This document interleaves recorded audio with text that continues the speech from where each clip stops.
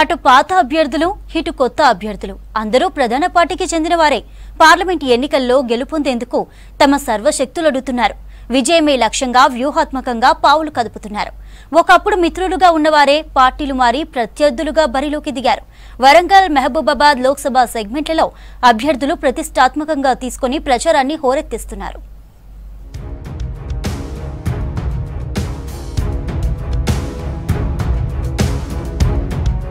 ఉమ్మడి వరంగల్ జిల్లాలో 2 పార్లమెంట్ స్థానాలున్నాయి. మాజీ బీఆర్ఎస్ వరంగల్ జిల్లా అధ్యక్షుడు, మాజీ ఎమ్మెల్యే ఆరూరి రమేష్ మొదటిసారి వరంగల్ బీజేపీ ఎంపీ అభ్యర్థిగా బరిలో నిలిచారు.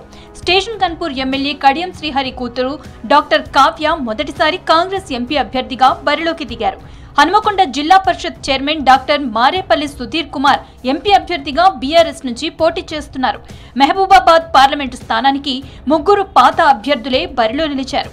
కాంగ్రెస్ నుంచి మాజీ మంత్రి బలరాం నాయక్ బరిలో నిలవగా, బీజేపీ అభ్యర్థిగా సీతారాం నాయక్, బీఆర్ఎస్ అభ్యర్థిగా మాలోతు కవిత పోటీ చేస్తున్నారు.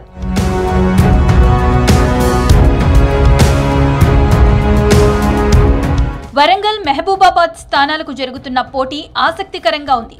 మహబూబాబాద్ స్థానం నుంచి పోటీ చేస్తున్న 3 ప్రధాన పార్టీల అభ్యర్థులు గతంలో పోటీ చేయడంతో పాటు ఎంపీలుగా పనిచేసిన వారే. ఒకరు కాంగ్రెస్ పాలనలో బలరాం నాయక్ కేంద్ర మంత్రిగా పనిచేసిన అనుభవం ఉంది.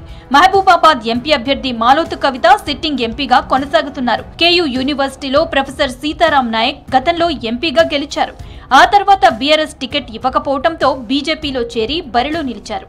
ఇప్పుడు ప్రత్యర్థులుగా బరిలో దిగి ప్రచారం చేస్తున్నారు. నువ్వా నేనా అంటూ ప్రచారంలో మాటల యుద్ధం కొనసాగిస్తున్నారు.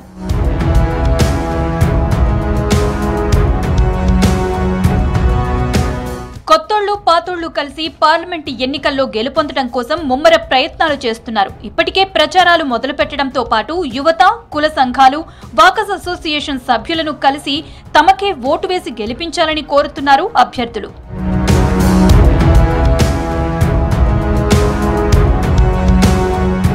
3 ప్రధాన పార్టీల అభ్యర్థులు వరంగల్, మహబూబాబాద్ లోక్సభ స్థానాల్లో పాతోళ్లు, కొత్తోళ్లు కలిసి పోటీ చేస్తున్నారు. ఓటర్లను ఆకట్టుకునేందుకు సర్వశక్తులొడ్డుతున్నారు అభ్యర్థులు. మరి ఈ ఎన్నికల్లో ఓటర్లు ఎవరికి పట్టం కడతారో చూడాలి.